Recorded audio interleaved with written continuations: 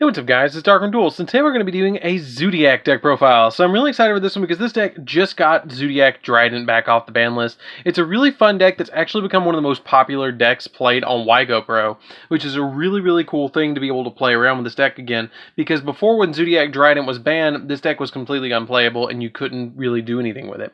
But this deck is really famous for making one-card XYZs, and I really wanted to try it out, and I really enjoyed playing and testing with it. So without further ado, let's get straight on this. Before we do, don't forget to like, comment, subscribe, hit the bell so you can become part of the notification squad, and definitely check out the Patreon where we have some really cool rewards for you guys, like getting a signed card sent to you, getting your name in the description of videos on the DarkArmedDuelist channel, or even getting to request a deck profile of your choice every single month that you are a patron. So without further ado guys, let's get straight on into this. So first off, we're going to be playing 3 copies of Zoodiac Thoroughblade. Thoroughblade's a really good Zoodiac monster that has the effect of, if this card is normal or special summon, you can discard a Zoodiac from your hand, and if you do, you get to draw a card, and then if an XYZ monster is XYZ summoned using this card, it inflicts piercing damage when it battles. That's the really cool thing about all your Zoodiac monsters. They have effects, and then they have additional effects for the XYZ monsters that they're used to XYZ summon. Let me play 3 copies of Zoodiac Whiptail. Whiptail is a really good one too, because what she does is during your player's turn, you can target a Beast Warrior XYZ monster you control and attach this card from your hand or field to it as a material. And an XYZ monster using this card as a material gains the following effect: that if this card battles an opponent's monster, after damage calculation, banish that opponent's monster, which is a really good effect. Now the neat thing is too, is all your Zoodiac monsters gain attack equal to the material's attack and defense. So like if you had a copy of your Whiptail and Thoroughblade, your Zoodiac monster would be at 2800 and 400 defense if you had both of these as materials, which is really cool. Then we play 3 copies of Zoodiac Ramram. Zoodiac Ramram is a good one as well, because Zoodiac Ramram has the ability that if this card is destroyed by battle or by card effect, you can target a Zoodiac monster in your graveyard, except another copy of itself, and special summon it to just kind of replace itself as well. Then if it's XYZ summoned, if you use this card as a material for a Beast Warrior XYZ, it gains the following effects: that during either player's turn, when an opponent activates a trap card or effect that targets this card, you can detach material and negate the activation. This card's really good for the material, but its effect you usually don't get to go off with it with the traps, but it does sometimes go off with like infinite impermanence. Then I just play a single copy. This is something I'm taking as the Kata Rooster. Kata Rooster I just play as a one of. I like it as a one-of, but I would never play it any more than that. If it's destroyed by battle, you can target a Zoodiac card in your graveyard and add it to your, or shuffle it into the deck, which kind of sucks. But its effect where it's equipped to an XYZ or uses a material is really good, and that's the reason I play it as a one-of in here. Is during either player's turn, when your opponent's monster effect that targets this card is activated, you can detach an XYZ from material and negate the effect. Which is a really cool, I really like that, being able to negate a targeting ability, so I just play it as a one-of. I play a single copy of Rat Pierre. I really wish that they put Rat Pierre at 2, but I don't think that they're going to put Rat Pierre at any more than 1. I just don't see it happening in the future. The card's really good, and it's just kind of like a 1-card XYZ. I mean, they're all 1-card XYZs, but you can get like 2 XYZs out now with Rat Pierre, because it has the ability that if it's normal summon, you can send a Zoodiac card from your deck to the grave, and an XYZ monster using this card as an original Beast Warrior, you can detach it from it, and then if you do, you get special summon another Rat Pierre from your hand or deck. So if they even put it at 2, then you could just get 2 XYZ monsters out on the field for pretty much for free. So that's it for the Zoodiacs. For the hand traps we're playing, I'm playing 3 copies of Effect Veiler. I feel like the Effect Veilers are really invaluable in this deck, because you can just instantly discard them and negate a monster effect on the field, which is really helpful. I will mention this deck is a very much so going first deck, because we do play traps in the deck, and you want to set your traps up and set your Trident plays up so you can stop your opponent and then go after them in the following turn. 3 copies of DD Crow, because sometimes effects activate in the graveyard and you need to banish them so you don't have to deal with stuff in the graveyard, so it's a really good hand trap. And then I play 3 copies of Ash Blossom as well. This deck is a little bit weird for me, because usually I only play between 6 and 3 hand traps, but this one actually plays 9. So basically what you're just trying to do is open up 1 copy of your Zoodiac monster and then as many hand traps and as traps as you can to be able to go into your plays. So that's it for the monsters, guys. Let's get into the spells. So for the spells, we're going to be playing just a single copy of Zoodiac Barrage. Konami gives and taketh away all at once, because they did give us 1 Dryden back, but they took away 2 Barrage. I understand why they did it as well, because when they hit the Barrage, it kind of would have made it into an engine in any deck, because it lets you target a face of card you control and destroy it, and if you do, you can special summon a Zoodiac monster from your deck. And you can only special summon, you can only use the effect of Zoodiac Barrage once per turn, and if this card is destroyed by a card effect and sent to the graveyard, you can target a Zoodiac XYZ monster you control and attach this card from your graveyard as a material to that XYZ monster, just giving it an additional material. But what they were going to do with this card is put this at 3. If they would have left this at 3, then people would have started playing this and like a Rat Pierre or a Thoroughblade in other decks, and then you could have just made a 1-card Dryden as a pop ability, which, I mean, is good, but it does it thins the deck a little bit, and so I understand why they put Barrage at 1. Then we play 2 copies of Pot of Desires. I don't mind drawing Pot of Desires in this deck, because as long as I draw 1 Zoodiac monster and a bunch of hand traps, I play 3 of everything, so it doesn't really matter what you banish. I mean, if you banish the 1 of Barrage, it's not the end of the world. Basically, you're just trying to get resources, and so the 2 Pot of Desires kind of works in this deck. I hate desiring into Desires. I wouldn't play it at 3, but 2 is just fine. 3 copies of Pot of Avarice, so you can spin back your Dryden if you need to spin back your Dryden, and you burn through resources so quickly in this deck that you need the 3 copies of Pot of Avarice to be able to go off. 3 copies of Call by the Grave, just so you don't have to deal with your opponent's hand traps.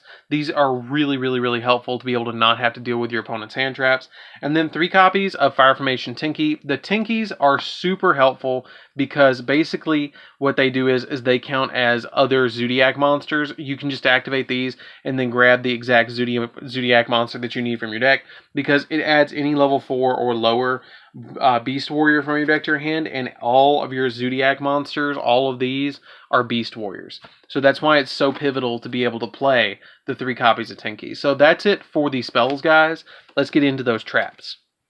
So for the traps, we're playing 2 copies of Zoodiac Combo. The 2 copies of Zoodiac Combo are really nice because they let you target a Zoodiac XYZ monster you control and attach a Zoodiac monster from your deck as material. So it can make, like, if you, for instance, you have a Thoroughblade and you want to put a Whiptail on it, then you just flip this during your opponent's turn and give it that additional material, which can be really helpful. It also has the ability that during either player's turn, except the turn this card was sent to the graveyard, you can banish it, and then you get to target 5 Zoodiac cards in your graveyard with different names, shuffle them into the deck, and then draw a card. It's not quite as good as Avarice, but it's basically like you're never going to run out of resources, which is really, really nice. 3 copies of Solemn Strike. Solemn Strike is basically here because it's one of the best traps in the entire game, and you really, really, really need it. And then 3 copies of Solemn Judgment. Basically, you want to say no to everything your opponent does while putting Dryden on board.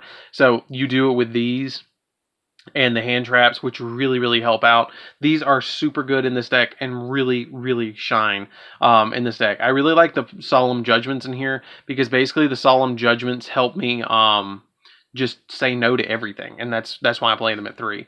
So that's it for the traps, guys, and the main deck. Let's get into the extra deck where we're playing all of our Zoodiac XYZ monsters. So for the Zoodiac XYZ monsters, we're going to be playing a single copy of Dryden. Dryden is newly limited on the April ban list. So let's go over her effect really quick. All of your Zoodiac monsters share the ability that once per turn, you can also XYZ summon this particular Zoodiac monster by using one other Zoodiac monster you control with different names as a material, and if you do, it gains the XYZ materials. Also, you attach any materials it had to this monster. Then they all have this effect as well, that this card gains attack and defense equal to the attack and defense of all Zoodiac monsters attached to this card as a material. Then they have their own abilities. For instance, Dryden's ability is once per turn during either player's turn, you can detach an XYZ material from this card and target a card on the field and destroy it. This card I don't think is going to come back from 1 because you can make multiple copies of it now, but you can only make it once per turn, but you can detach it per Zoodiac Dryden. You can detach and pop a card, which is what a lot of people used to do with this card, and I just think 1 copy is fine. Then we play a single copy of Hammer Kong. Hammer Kong has the exact same effect, but it has also the ability that when this card has XYZ materials, your opponent can target face-up Zoodiac monsters you control on the field with card effects, except this one, and then once per turn during the end phase, you can detach material from this card. Which is not that big of a deal, but it balances the card by making it have to detach, and that's why you only played it 1. I played 2 copies of Zoodiac Borbo. Borbo is really cool because it has a really unique effect that when it has materials, this card can attack your opponent directly. And then when this card inflicts battle damage to your opponent, while it has 12 or more XYZ materials, you can send as many materials from this card to the graveyard, from the field to the graveyard, then change this card to defense position, which is really cool. You can send as many cards as possible from your opponent's hand and or field to the graveyard, then you change this card to defense position, which is cool. I really like that because it's a throwback to the Chinese Zoodiac, because it's trying to get you to get all 12 of them attached to him, but that's really, really hard. But the attacking directly is really nice. Then we play 3 copies of Chakanine. Chakanine is a really good card because she also has the ability that once per turn you can detach a material from her, and then you get to target a Zoodiac monster in your graveyard and special summon it, but for the rest of the turn, its effects are negated and it can't be used as XYZ material for the XYZ summon. But basically what you do with this card is you reborn like your XYZ monsters, and then you use them to go into your Infinitrack Megaclops to be able to go into that big boss monster. We play 3 copies of Tiger Mortar. I really like 3 Tiger Mortar in my build, because what Tiger Mortar does is really cool, because you can detach a material from this card and then target an XYZ monster you control and a Zoodiac monster in your graveyard and attach it to material to that monster, which can be really, really beneficial for this card to gobble up a card that's in your graveyard and attach it as a material. And it's just really good to be able to do that. Now, a little tech engine that I play in here, that's all for the Zoodiacs, but for something I play as a little bit of a tech in here, I play a single copy of Gaga Magician. I know that's a mouthful. But basically what this card does is you can detach a material from this card and then target an XYZ monster in your graveyard and special summon it, but its effects are negated. And then this card has the ability also that once per turn, a Utopic Future XYZ monster, summoning this card gains the following effect: that during your main phase you can detach 2 materials from that monster and then target an XYZ monster you control, and it gains 4,000. It goes up to 4,000 attack because the effects are negated. Now, the only Utopic Future we play is F0, so you can make an F0 and make it go to 4,000 if you need to make it go 4,000, but you can just make this one Magician, detach a material from it, bring back one of your Zoodiacs, and then overlay them both, because they're not number monsters, into this card, which is really nice, and that's why I play it as a 1-of. And then when it battles an opponent's monster, you can take that opponent's monster, which is really cool. I really like that effect. It can't be destroyed by battle, and you take no battle damage from it. A lot of players have a really hard time getting rid of this card because you make it and it's like, wow, I don't have an out for that. And so you either make this or Megaclops or both, and then your opponent just can't handle it and you win. So we play just a single copy of the Infinitrack Megaclops. This card has become essentially, besides Drident and F0, my boss monster of the entire deck, because it takes 3 XYZ monsters to summon this card, and that's really easy to do in this deck, to put 3 XYZ monsters, especially with Master Rule 5, here. You just put 3 on the field and then send them all to the graveyard and summon this. It's unaffected by other monster effects, except for those of XYZ monsters, which if your opponent's not playing XYZ monsters, it doesn't really care. And it can't be destroyed by battle, except with an XYZ monster. And you can detach a material from this card and then target one card your opponent controls, special summon that monster from your graveyard. If you do, attach the opponent's monster as material. And you can only use the effect of this card once per turn, and any battle damage your opponent takes is half. Now, the only way that they really can get out of this card is Utopia Double, is what I've noticed. So that's when we play Judgment to stop the Utopia Double, and Strike to stop the Utopia Double. Then we play a single copy of Phoenix just to pop those spells and traps, just so you don't have to deal with those spells and traps that your opponent might be playing. And a single copy of the Bujinki Link. The Bujinki Link is something that I'm testing in here because everything is the same level. It's all level 4. And it's a really neat card that it can't be used as link material. And if this card is link summon, you can special summon 2 monsters with the same level. 1 from your hand and 1 from your deck. But their effects are negated. And immediately after this card resolves, you XYZ summon an XYZ monster using those 2 monsters. And if an XYZ monster this card points to activates its effect by detaching a material during the damage step, you can target a spell or trap your opponent controls and destroys it, which is really cool as well. I really like this card. I probably wouldn't play it at any more than 1, and it's just kind of a test card for me right now. You could probably play Emerald if you don't have one of these, or something else, or maybe Abyss Dweller, but I like it as a 1-of. So that's it for the deck, guys. I hope you enjoyed it. It's a really neat deck that's really fun to play with, and it's really easy to put multiple materials on your Drident to be able to get a lot of pops on this card. It basically just turns into like Drident Turbo, where you're just trying to bring out Drident as quickly as possible and be able to pop cards on your opponent's side of the field and then just win the game that way. And it works. It really works, and it's a lot of fun. So anyways, guys, this is DarkArmedDuelist. Don't forget to like, comment, subscribe. Hit the bell on there so you can become part of the notification squad. And definitely check out the Patreon down in the description. And I'll see you guys in the next video. See you around, guys.